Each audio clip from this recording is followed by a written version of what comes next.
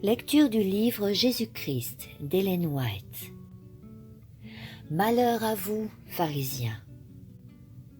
C'était la dernière fois que le Christ enseignait dans le temple. Il avait concentré sur lui l'attention des vastes foules assemblées à Jérusalem. On s'était pressé dans les parvis, assistant aux discussions qui s'y déroulaient et saisissant chaque parole qui tombait de ses lèvres. On n'avait jamais vu une scène pareille. Le jeune Galiléen était là, ne portant aucune marque extérieure de sa royauté. Autour de lui se tenaient des prêtres richement vêtus, des chefs dont les robes et les insignes montraient la haute position, des scribes tenant à la main des rouleaux dont ils faisaient un fréquent usage. Calme au milieu d'eux, Jésus, se sentant revêtu d'une autorité céleste, regardait avec une dignité royale ses adversaires, bien que ceux-ci eussent rejeté et méprisé ses enseignements, et qu'ils cherchassent à lui ôter la vie. Un grand nombre d'entre eux l'avaient attaqué, mais toutes les manœuvres par lesquelles ils avaient essayé de le surprendre avaient échoué. Répondant à leurs défis, opposant la pure et brillante lumière de la vérité aux ténèbres et aux erreurs des prêtres et des pharisiens, montrant à ses conducteurs leurs vraies conditions et le châtiment qui les frapperait infailliblement s'ils persévéraient dans leurs mauvaises actions, il les avait fidèlement mis en garde. Cependant, il lui restait une œuvre à faire. L'intérêt que le peuple portait au Christ et à son œuvre n'avait pas cessé d'augmenter. On était en même temps conquis et troublé par ses enseignements. On respectait les prêtres et les rabbins à cause de leur intelligence et de leur piété apparente. On se soumettait sans réserve à leur autorité dans toutes les questions religieuses, mais on voyait maintenant que ces hommes s'efforçaient de discréditer Jésus, le Maître dont la vertu et la connaissance sortaient plus lumineuses de chaque nouvel assaut. On lisait la déroute et la confusion sur les visages humiliés des prêtres et des anciens. On s'étonnait du refus des Juifs de croire à Jésus malgré la clarté et la simplicité de ses enseignements. On ne savait plus que faire et on surveillait avec anxiété les mouvements de ceux que l'on considérait habituellement comme des modèles. Par des paraboles, le Christ s'était efforcé d'avertir les chefs et en même temps d'instruire ceux d'entre ses auditeurs qui étaient dociles. Mais il fallait parler encore plus clairement.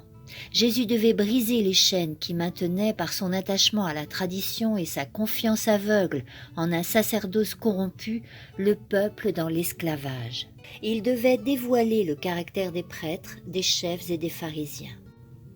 Les scribes et les pharisiens, dit-il, sont assis dans la chaire de Moïse. Faites donc et observez tout ce qu'ils vous disent, mais ne faites pas comme eux, parce qu'ils disent et ne font pas. Les scribes et les pharisiens se prétendaient revêtus, comme Moïse, d'une autorité divine. Ils prenaient la place de ce législateur en qualité de docteur de la loi et de juge du peuple et réclamaient une déférence et une obéissance absolue.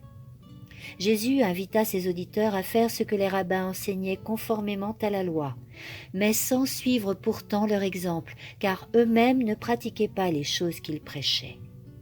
Ils enseignaient aussi bien des choses contraires aux Écritures. Jésus dit « Ils lient des fardeaux pesants et les mettent sur les épaules des hommes, mais pour eux, ils ne veulent pas les remuer du doigt. » Les pharisiens avaient établi une foule de règles fondées sur la tradition et qui apportaient des limites déraisonnables à la liberté individuelle. Ils donnaient de certaines parties de la loi des explications tendant à imposer des observations qu'ils ignoraient eux-mêmes, en secret, et dont ils se jugeaient exempts selon leur convenance. « Malheur à vous, scribes et pharisiens hypocrites, dit Jésus, car vous fermez aux hommes le royaume des cieux. Vous n'y entrez pas, et ceux qui veulent y entrer, vous les en empêchez. » Par une fausse interprétation des Écritures, les prêtres et les scribes aveuglaient l'esprit de ceux qui, sans cela, auraient eu la connaissance du royaume du Christ et cette vie intérieure, divine, qui est essentielle à une vraie sainteté. Malheur à vous, scribes et pharisiens hypocrites, car vous dévorez les maisons des veuves en affectant de faire de longues prières. À cause de cela, vous subirez un jugement plus rigoureux. Les pharisiens mettaient au service de leur propre intérêt la grande influence qu'ils exerçaient sur le peuple. Ils captaient la confiance de veuves pieuses en leur faisant croire qu'elles avaient le devoir de consacrer leurs biens à des entreprises religieuses. Une fois que cet argent était en leur pouvoir, ces vils intrigants s'en servaient pour leur propre usage. Pour couvrir leurs actes malhonnêtes, ils offraient de longues prières en public et faisaient grande ostentation de leur piété. Tout en condamnant leurs abus sans désemparer, le Christ veillait à ne point amoindrir les obligations de ses auditeurs. Il condamnait l'égoïsme qui extorquait des dons aux veuves pour en faire un mauvais usage, mais en même temps il faisait l'éloge de la veuve qui apporta son offrande dans le trésor de Dieu. Même l'homme abuse du don, le donateur n'est pas privé de la bénédiction divine. Jésus se tenait dans les parvis, à l'endroit où étaient les troncs destinés à recevoir les offrandes, et il surveillait ceux qui apportaient leurs offrandes. Bien des riches présentaient avec beaucoup d'ostentation de fortes sommes, et Jésus les regardait tristement, sans commenter d'aucune façon leurs actes de libéralité. Tout à coup, son visage s'illumina en voyant approcher une pauvre veuve hésitant, comme si elle craignait d'être observée. Tandis que les riches et les orgueilleux s'avançaient hardiment, elle se tenait en arrière, avec humilité. Cependant, elle désirait faire quelque chose, si peu que ce fût pour la cause qu'elle chérissait. Elle regarda le don qu'elle tenait à la main, fort peu de choses en comparaison des somptueux présents des autres, mais c'était tout ce qu'elle possédait. À la première occasion, elle jeta à la hâte ses 2 pites et se retourna pour s'en aller. En faisant ce mouvement, elle rencontra le regard de Jésus, intensément fixé sur elle. Le Sauveur appela à lui ses disciples et leur fit remarquer la pauvreté de cette veuve. Celle-ci entendait la parole d'éloge. « En vérité, je vous le déclare, cette pauvre veuve a donné plus que tous ceux qui ont mis dans le tronc. » Ses yeux se remplirent de larmes de joie quand elle vit son acte compris et apprécié. D'autres lui auraient conseillé de garder pour elle sa maigre obole. Dans les mains des prêtres bien nourris, cette faible somme serait perdue parmi de riches offrandes. Mais Jésus discernait le mobile qui l'avait fait agir. Elle croyait le service du temple établi par Dieu, lui-même, et elle voulait faire tout ce qui dépendait d'elle pour y participer. Elle fit ce qu'elle put. Son acte est resté comme un monument élevé à sa mémoire, à travers les siècles, et il sera sa joie dans l'éternité. Elle donna son cœur avec son offrande. Celle-ci ne fut pas évaluée en proportion de sa valeur monétaire, mais en raison de l'amour de la donatrice pour Dieu et de son intérêt pour son œuvre. Jésus dit, en parlant de cette pauvre veuve, qu'elle avait donné plus que tous ceux qui avaient mis dans le tronc. Beaucoup de ces riches avaient donné de leur superflu dans l'intention d'être vus et estimés des hommes. Leurs dons, quelque considérables qu'ils fussent, ne les privaient d'aucun confort, même d'aucun luxe. Ils n'étaient pas le prix d'un sacrifice et n'avaient par conséquent aucune valeur comparable à celle de la pite de la veuve. Ce sont nos motifs qui donnent à nos actes leur véritable valeur, les marquant au coin de l'ignominie ou leur conférant la plus haute dignité morale. Les grandes choses que tous les yeux voient et que toutes les langues célèbrent ne sont pas les plus précieuses au regard de Dieu. De petits devoirs joyeusement accomplis, de modestes dons faits sans vanité, bien qu'insignifiants aux yeux des hommes, ont souvent la plus haute valeur aux yeux de Dieu. Dieu préfère un cœur plein de foi et d'amour au don le plus précieux. Si peu qu'elle eût donné, la pauvre veuve avait donné ce qui lui était nécessaire pour vivre. Elle s'était privée de nourriture pour donner avec foi ses 2 pites, assurée que son Père céleste ne la délaisserait pas dans son grand besoin.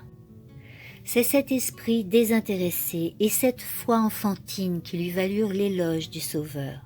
Il y a bien des pauvres qui désirent manifester à Dieu leur gratitude pour sa grâce et pour sa vérité et contribuer à l'entretien de son service avec leurs frères plus favorisés. On ne devrait pas décourager de telles personnes. Qu'on leur permette de placer leur pite dans la banque du ciel. Ces sommes, si elles proviennent d'un cœur rempli de l'amour divin, deviennent, même si elles sont modiques, des dons consacrés, des offrandes du plus grand prix, qui attirent le sourire et la bénédiction de Dieu. Les paroles de Jésus concernant la veuve: « Cette pauvre veuve a donné plus que tous ceux qui ont mis dans le tronc », s'appliquaient non seulement au mobile, mais aussi au résultat de l'offrande. Les 2 pites, qui font le quart d'un sou, ont amené beaucoup plus d'argent dans le trésor de Dieu que les contributions de ces riches juifs. L'influence de ce petit don peut être comparée à un cours d'eau, faible à son point de départ et qui va en s'élargissant et en s'approfondissant à mesure qu'il s'écoule à travers les âges. Il a contribué de 1000 manières à soulager les pauvres et à propager l'Évangile. L'exemple de ce sacrifice a agi et réagi sur des milliers de cœurs dans tous les pays et dans tous les siècles. Il a influencé des riches et des pauvres dont les offrandes sont venues gonfler la valeur de ce don. Grâce à la bénédiction divine, la pite de la veuve a produit les plus grands résultats. Il en est de même de tout don offert et de tout acte accompli avec le désir sincère de contribuer à la gloire de Dieu. Cela rentre dans les desseins de la Toute-Puissance.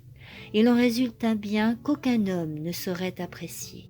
Malheur à vous, scribes et pharisiens hypocrites, car vous payez la dîme de la menthe, de l'âneth et du cumin, et vous négligez les choses les plus importantes de la loi, la justice, la miséricorde et la fidélité. Voici les choses qu'il fallait faire, sans omettre les autres. Le but de ces paroles du Christ n'est pas de condamner un devoir sacré, mais d'en combattre l'abus. Le principe de la dîme a été établi par Dieu et été observé depuis les temps les plus reculés. Abraham, le père des croyants, paya la dîme de tout ce qu'il possédait. Les chefs de la nation juive avaient raison de reconnaître le devoir de payer la dîme, mais ils auraient dû laisser au peuple le soin de se conformer à leurs convictions dans l'accomplissement de ce devoir. Au lieu de cela, des règles arbitraires furent établies, prévoyant tous les cas possibles. Les exigences étaient devenues telles qu'on ne pouvait plus y suffire. Personne ne pouvait savoir s'il avait fait face à toutes ces obligations. Le principe juste et raisonnable donné par Dieu devint par les exigences des prêtres et des rabbins un fardeau insupportable. Tout ce que Dieu commande a de l'importance. Le Christ a reconnu le devoir de payer la dîme. Cependant, il a montré que cela ne devait pas dispenser de l'accomplissement d'autres devoirs. Les pharisiens se montraient scrupuleux dans le paiement de la dîme des herbes de leur jardin, telles que la menthe, l'âneth et le cumin. Ils se faisaient ainsi à bon compte une réputation de fidélité et de sainteté, et en même temps, leurs restrictions inutiles opprimaient le peuple et lui enlevaient tout respect pour le principe sacré fondé par Dieu lui-même. Les esprits occupés par des distinctions insignifiantes se trouvaient distraits des vérités essentielles. On négligeait les choses les plus importantes de la loi: la justice, la miséricorde et la fidélité. Voilà les choses qu'il fallait faire sans omettre les autres. D'autres lois avaient été dénaturées de la même façon par les rabbins. Moïse avait interdit de manger de tout animal impur. La chair de porc, comme celle de quelques autres animaux, avait été prohibée parce que l'usage de ces viandes tend à remplir le sang d'impureté et a pour effet d'abréger la vie. Les pharisiens avaient dépassé les bornes du bon sens. Toute l'eau employée devait être filtrée avec soin de peur qu'elle ne contînt le plus petit insecte pouvant être classé parmi les animaux impurs. Ces exigences puériles contrastaient tellement avec la grandeur de leur péché que Jésus dit aux pharisiens: « Conducteurs aveugles, qui arrêtez le moucheron dans votre filtre et qui avalez le chameau. Malheur à vous, scribes et pharisiens hypocrites, car vous ressemblez à des sépulcres blanchis, qui au dehors paraissent beaux, mais qui au dedans sont pleins d'ossements de mort et de toutes sortes d'impuretés. Tout comme les tombeaux blanchis à la chaux et magnifiquement ornés cachaient des restes en putréfaction, de même une sainteté extérieure dissimulait l'iniquité chez les prêtres et les principaux. » Jésus poursuivit: « Malheur à vous, scribes et pharisiens hypocrites, car vous bâtissez les tombeaux des prophètes et vous ornez les sépulcres des justes. Puis vous dites, si nous avions vécu du temps de nos pères, nous ne nous serions pas joints à eux pour répandre le sang des prophètes. Ainsi vous témoignez contre vous-même que vous êtes bien les fils des meurtriers des prophètes. Pour montrer leur vénération à l'égard des anciens prophètes, les Juifs mettaient le plus grand zèle à embellir leurs tombeaux. Mais ils ne tiraient aucun profit de leurs enseignements et n'écoutaient pas leurs réprimandes. À l'époque du Christ, les lieux de repos des morts étaient l'objet d'un culte superstitieux et l'on dépensait de fortes sommes d'argent pour les orner. Aux yeux de Dieu, ceci était une idolâtrie. En accordant aux morts des honneurs exagérés, les hommes montraient qu'ils n'aimaient pas Dieu par-dessus tout et leur prochain comme eux-mêmes. La même idolâtrie se donne libre cours aujourd'hui. Beaucoup négligent les veuves et les orphelins, les malades et les pauvres, alors qu'ils construisent des monuments dispendieux pour les morts. On emploie à cet effet beaucoup de temps, d'argent et d'efforts, et l'on néglige envers les vivants des devoirs que le Christ a clairement ordonnés. Les pharisiens bâtissaient des tombeaux aux prophètes, ornaient leurs sépultures, et se disaient les uns aux autres, « Si nous avions vécu du temps de nos pères, nous ne nous serions pas joints à eux pour répandre le sang des serviteurs de Dieu. » Et pendant qu'il parlait ainsi, il projetait d'enlever la vie de son Fils. Ceci devrait nous servir de leçon et nous ouvrir les yeux sur l'habileté avec laquelle Satan a réussi à tromper ceux qui se détournent de la lumière de la vérité. Ils sont nombreux ceux qui suivent les traces des pharisiens, révèrent ceux qui sont morts par la foi et s'étonnent en constatant l'aveuglement des Juifs qui ont rejeté le Christ. S'ils avaient vécu en ce temps-là, assurent-ils, ils auraient reçu avec joie ces enseignements et n'auraient pas participé au meurtre du Sauveur. Mais ces mêmes personnes étouffent leurs convictions et refusent d'obéir lorsque l'obéissance à Dieu entraîne au renoncement et à l'humiliation. En agissant ainsi, elles font preuve de l'esprit qui animait ces pharisiens contre lesquels le Christ s'élevait avec tant d'énergie. Les Juifs étaient loin de comprendre l'immense responsabilité qu'ils assumaient en repoussant le Christ. Depuis le moment où le premier sang innocent a été répandu, où le juste Abel est tombé sous les coups de Caïn, la même histoire n'a cessé de se répéter avec une culpabilité croissante. Chaque génération a eu son prophète dont la voix s'est élevée contre les péchés des rois, des magistrats et du peuple, communiquant les messages de Dieu et se conformant à sa volonté au péril de leur vie. De siècle en siècle, un châtiment effroyable est allé en s'accumulant sur ceux qui refusent la lumière et la vérité. Les ennemis du Christ attiraient maintenant ce châtiment sur leur propre tête. Le péché des prêtres et des principaux surpassait celui de toutes les générations précédentes. En rejetant le Sauveur, ils se rendaient responsables du sang de tous les justes égorgés depuis Abel jusqu'au Christ. Ils allaient faire déborder la coupe de leurs iniquités, et celle-ci retomberait sur leur tête sous la forme d'une injustice rétributive. C'est ce que Jésus leur annonçait par ces paroles. « Afin que retombe sur vous tout le sang innocent qui a été répandu sur la terre, depuis le sang d'Abel le juste, jusqu'au sang de Zacharie, fils de Barachi, que vous avez assassiné entre le temple et l'autel. En vérité, je vous le dis, tous ces malheurs viendront en cette génération. » Les scribes et les pharisiens qui écoutaient Jésus savaient que ces paroles étaient vraies. Ils se rappelaient comment le prophète Zacharie avait été mis à mort. Des paroles divines d'avertissement étaient encore sur ses lèvres quand une fureur satanique s'empara du roi apostat.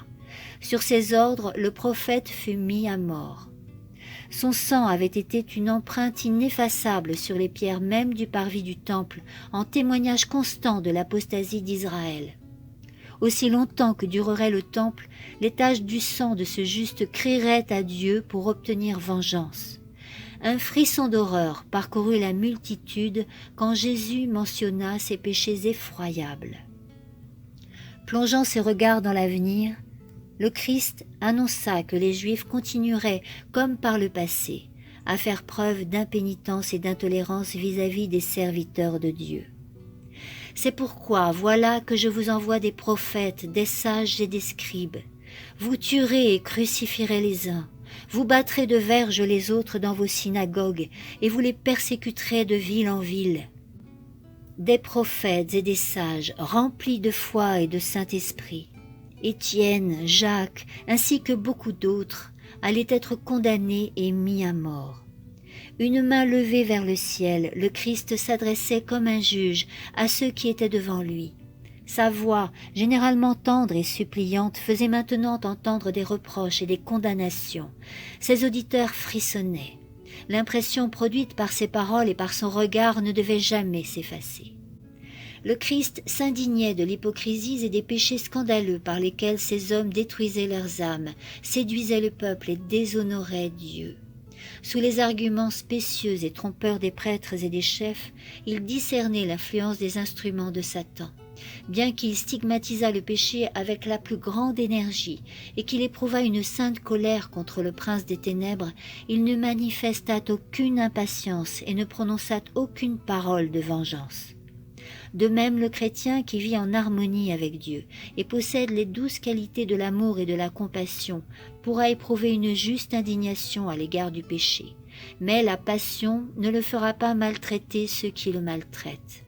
Même s'il doit affronter ceux qu'une puissance inférieure pousse à maintenir l'erreur, il trouvera en Christ la force nécessaire pour rester calme et maître de lui-même. Une pitié divine paraissait sur le visage du Fils de Dieu, tandis qu'il jetait un dernier regard sur le temple et sur ses auditeurs. La voix brisée par l'émotion, il s'écria avec des larmes amères. « Jérusalem, Jérusalem, qui tue les prophètes et qui lapide ceux qui te sont envoyés. Combien de fois j'ai voulu rassembler tes enfants, comme une poule rassemble ses poussins sous ses ailes, et vous ne l'avez pas voulu. » C'est ici la lutte qui précède la séparation. Le cœur de Dieu lui-même semble se répandre dans cette lamentation du Christ. C'est l'adieu mystérieux de l'amour divin si plein de longanimité. Pharisiens et Sadducéens étaient également muets. Jésus rappela ses disciples et se prépara à quitter le temple, non pas comme un vaincu chassé par des adversaires, mais victorieux de la lutte et ayant achevé son œuvre. Bien des cœurs devaient garder comme un trésor les joyaux de vérité qui tombaient en ce jour mémorable des lèvres du Sauveur. Ils suscitaient entre eux de nouvelles pensées, de nouvelles aspirations. Une expérience nouvelle commençait. Après la crucifixion et la résurrection du Christ, ces personnes se mirent en avant et remplirent leur mission divine avec une sagesse et un zèle proportionnés à la grandeur de l'œuvre. Ces vérités du Christ renfermaient un message qui touchait les cœurs et dissipait les anciennes superstitions qui avaient amoindri des milliers de vies. Mais Israël, en tant que nation, avait répudié son Dieu. Les branches naturelles de l'olivier étaient retranchées. Jetant un dernier regard à l'intérieur du temple, Jésus prononça ces paroles pathétiques. « Voici que votre demeure va vous être laissée déserte, car je vous le déclare, vous ne me verrez plus désormais jusqu'à ce que vous disiez « Béni soit celui qui vient au nom du Seigneur ». Suite de la lecture dans le prochain audio intitulé « Dans le parvis extérieur ». Et si la lecture vous a plu, n'hésitez pas à liker le petit pouce qui pointe vers le ciel et à partager.